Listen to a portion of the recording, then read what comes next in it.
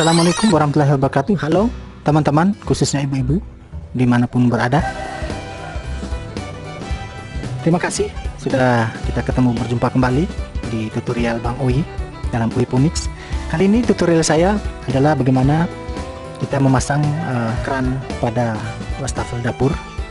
Dimana keran ini adalah keran yang sederhana, bukan keran fleksibel. Kebetulan dapur lama sudah lama tidak terpakai, baru dibuka, kemudian mengalami kerusakan pada keran dan kerusakan pada tandon tersebut kecil.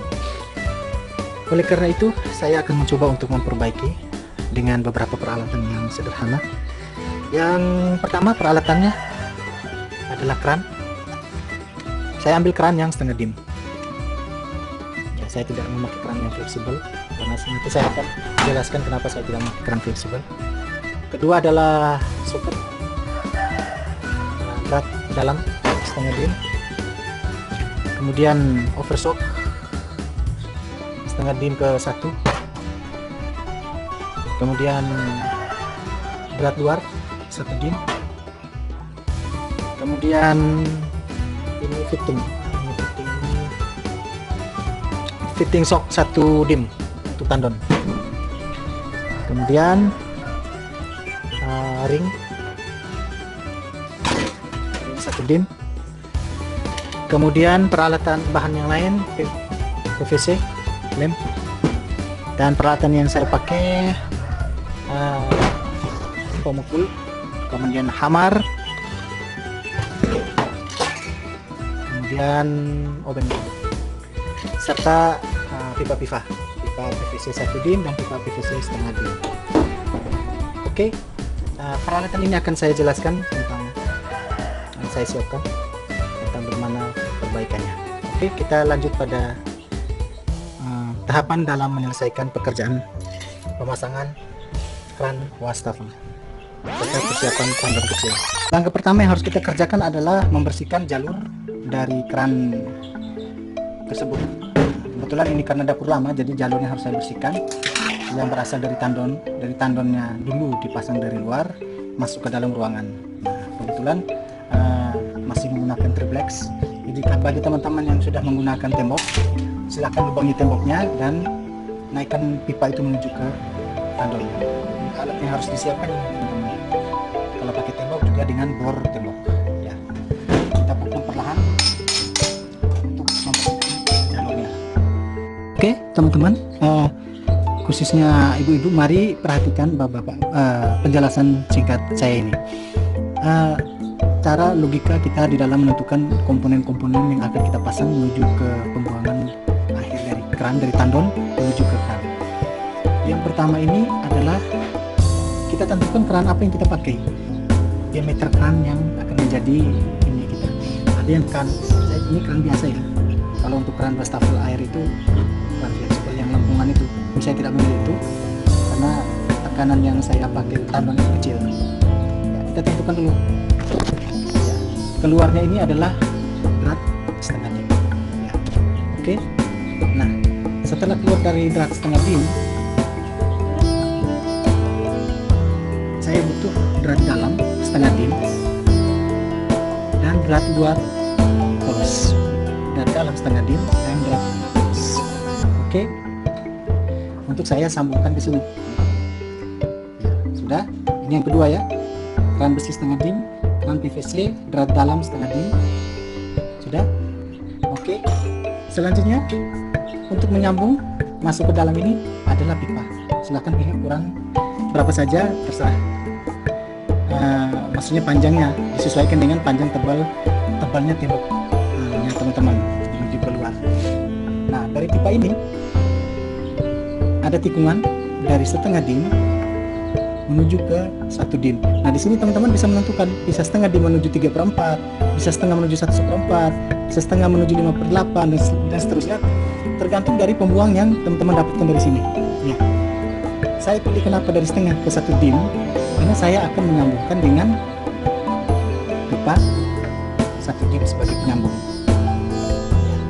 Oversock, ini oversock namanya, setengah ke 1. Karena apa? Karena di sini ada pipa 1 dim, karena di sini ada drat luar. Ini yang drat dalam. Karena dratnya ada di dalam, ini yang dratnya ada di luar. Tapi ukuran drat luar ini adalah 1 dim. Saya akan keluar dari sini. Nah, kenapa ini saya ambil dari drat luar 1 dim? Karena fitting sok tandon ini yang keluar adalah 1 dim. Di sini teman-teman bisa memilih fitting 3/4. Biasanya 3/4 kalau ini khusus tandon besar. Ya, saya karena sudah terlanjur membeli bahan ini ada stoknya 1 dim, maka saya pilih drat luar ini 1 dim agar supaya apa? Agar supaya saya bisa masukkan ke dalam fitting sok ini. Serta ini 1 dim. Jadi pas. Yang ini bagian dalam tandon, yang ini sambungan antara permukaan tandon yang ada kita masukkan di dalam. Oke, sehingga lubang yang akan kita buat di sini adalah lubang sebesar lubang drat ini 1 dim ini. Kalau misalnya drat ini adalah 3/4, maka lubang yang disesuaikan di sini adalah lubang sebesar fitting 3/4. Begitu teman-teman. Lubangnya harus sebesar ini, atau setidaknya lebih kecil yang bisa dimasukkan dengan drat. Itu maksudnya. Teman-teman perhatikan bahwa cara kerja daripada fitting ini adalah sama seperti watermur. Jadi dia tinggal buka ininya. Jadi bahannya terdiri, komponennya terdiri atas 2 ring rubber, drat luar sama cincin drat dalam. Itu. Nah, ini komponennya hanya ini. Ya. Yang ini untuk dimasukkan di lubang bagian luar. Nah, ini batasnya, kemudian teman-teman masukkan dari dalam rubbernya lagi itu supaya airnya tidak keluar. Kalau perlu teman-teman berikan dengan selotip kalau saatnya teman-teman butuh. Kemudian baru teman-teman kunci rubbernya seperti ini. Jadi sepertinya seperti itu. Jadi harus ada rubber sebagai pengikat untuk supaya tidak keluar air. Jadi ada 4 lapis untuk supaya tidak keluar air. Nah, cara kerjanya seperti itu teman-teman. Kalau misalnya masih ada pipa yang harus keluar ke tandon, misalnya teman-teman punya tandon bagian atas tinggi ya, maka teman-teman di sini harus butuh yang namanya box seperti ini teman-teman,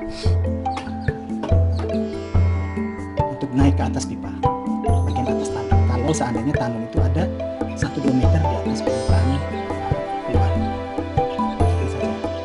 Jadi cara penyusunan komponennya itu sangat sederhana. Kita akan mulai melubangi tandonnya. Jadi yang tadi saya ralat lagi bahwa saya membutuhkan 1 box untuk naik ke atas, kemudian di tengah-tengahnya ada pipa 1 dim, kemudian box lagi 1 dim, di sini ada pipa 1 dim lagi, di sini ada baru dikasih drat. Oke, nah drat ini nanti kita tandai dulu teman-teman.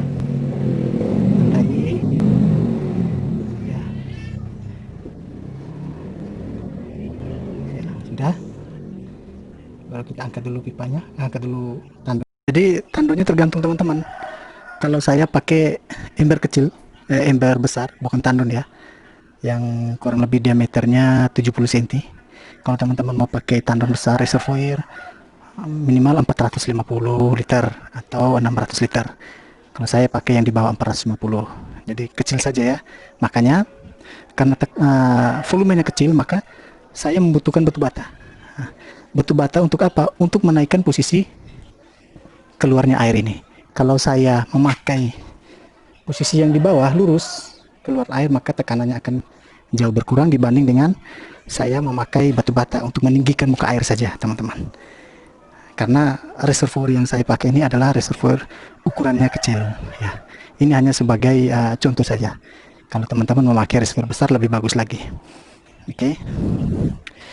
Setelah kita tandai, kita langsung membor daripada reservoir tandon. Saya mendapatkan tanda yang pas tadi teman-teman. Saya tanda 1 dim drat luar. Ini tandanya seperti ini. Tapi saya akan memasukkan fitting socket. Maka saya harus menandakan sama dengan ukuran fitting socket yang ada pada saya. Jadi ukurannya akan jadi lebih besar. Tapi saya sudah menemukan titik tengah dari drat ini. Ya, setelah itu saya akan menandakan sesuai dengan ukuran fitting socketnya menjadi lebih besar. Nah, seperti ini ya. Artinya saya sudah mendapatkan titik tengah. Ya, dengan ini maka tandanya perhatikan akan jauh lebih besar. Ya. Oke, sekarang kita ukur berapa diameter lubang yang akan kita buat. Ya, kurang lebih 4 cm. Nah, untuk melubangi ini teman-teman, silahkan bisa menggunakan pemanas. Biasanya digunakan pemanas solder ya, tapi mungkin agak lama. Sehingga saya mencari pelubang. Ini namanya pelubang hollow. Nah, pelubang pipa. Nah, dia ukurannya beda-beda ya. Ada yang setengah dim, ada yang 3/4. Silahkan Bapak Ibu mencari di toko yang ukurannya hampir sama, yakni 4 cm. Nanti kita akan melubangi di sini, teman-teman, agar supaya dia bisa sesuai. Apakah betul dia ukurannya sama? Nah, ini seperti ini, teman-teman. Ya. Nah, ini baru tepat dan pas untuk kita lubangi. Ya. Pertama-tama Anda bisa melubangi itu dengan menggunakan pemanas solder atau menggunakan ukuran yang lebih kecil, misalnya ukuran 4 mili ya. Nah, ambil titik tengahnya dulu. Sudah lama ya. Kemudian buka ini. Ya, kemudian rangkaian ini kita rakit dulu.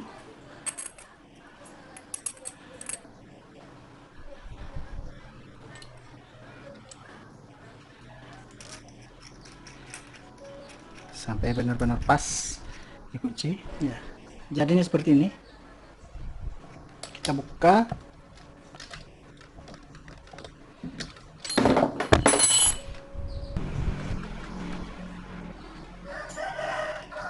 Kita longgarkan, harus kita masukkan seperti ini. Ya, kita kunci berlawanan searah. Ya, kunci searah jarum jam, terus kita kancingkan kepala cuk. Ya, seperti ini ya. Nah, setelah kita rasa cukup, baru kita lakukan pemboran pada lubang yang sudah dibor tadi. Seperti ini ya. Perhatikan, waktunya tidak begitu lama ya, seperti ini. Daripada kita harus melubanginya dengan solder, maka waktunya tentu akan membutuhkan waktu yang cukup lama. Setelah itu kita tes ya, masuknya benar-benar pas. Oke, posisi dari dalam ya, perhatikan, ambil, angkat ya, karet gelangnya ini diangkat, kemudian ini pindahkan dari luar seperti ini. Oke, terus masukkan karet gelang.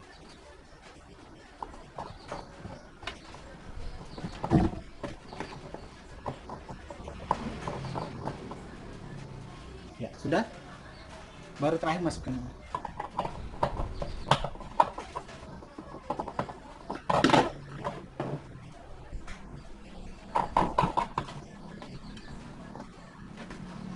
Seperti ini. Oke, kunci sekuat-kuatnya sampai dia benar-benar selesai. Kalau teman-teman rasa membutuhkan solutif, silahkan, atau kancing saja dengan ring ya, kunci ring dari luar. Sedangkan ini posisi luarnya.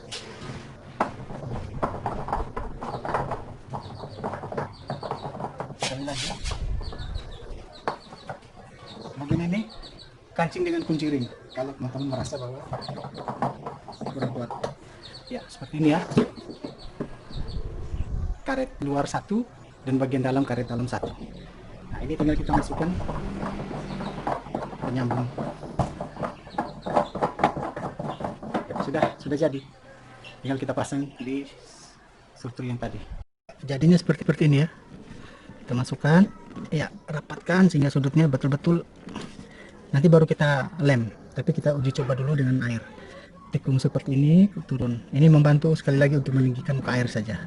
Makanya saya alas dengan batu bata dan sebilah papan. Ya, ini alas batu bata dan sebilah papan. Ya, seperti seperti itu. Nanti kita lakukan dicoba pengetesan air.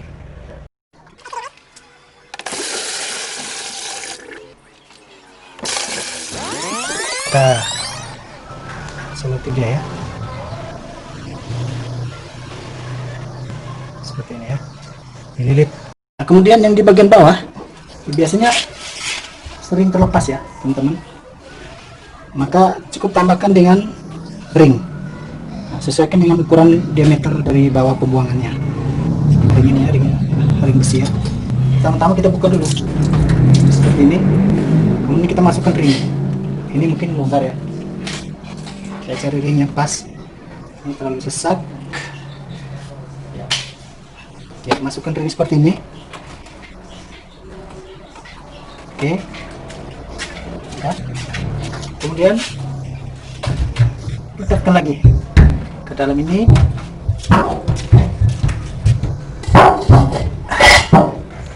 Ya, seperti ini ya, sangat mungkin. Kemudian kancing dia. Hasilnya seperti ini.